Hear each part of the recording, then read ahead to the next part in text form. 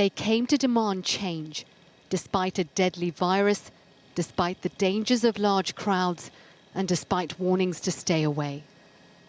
Organised under the rallying cry of Black Lives Matter, and in the shadow of the anti-racism leaders that have gone before them. It was important to come and stand in solidarity for the death of George Floyd. It has impacted a lot of us.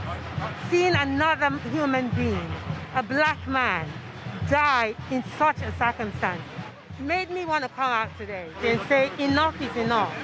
All lives matter. Blacks, whites, all lives matter. We're all human beings. There should be fairness for all of us, which means that Black Lives Matter. Just because people are saying Black Lives Matter doesn't mean anyone else's doesn't. But at this moment in time, this is where the focus needs to be. It's quite common that in the UK people say, oh, it's an American issue, not a British issue. And that's wrong. We need to change.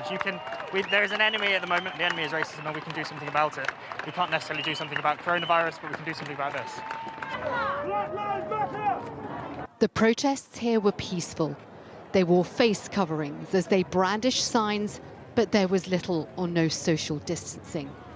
Masks were even being handed out before they took to their knees and held a minute's silence.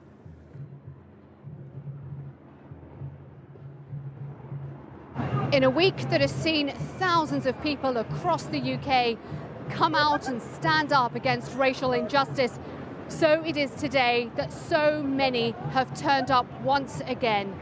They are doing so defying warnings about the coronavirus, defying lockdown rules. Such is the strength of feeling. In Manchester, around 15,000 protesters gathered around Piccadilly Gardens. In Leicester, they were fewer, which allowed those gathered to stay 2 meters apart.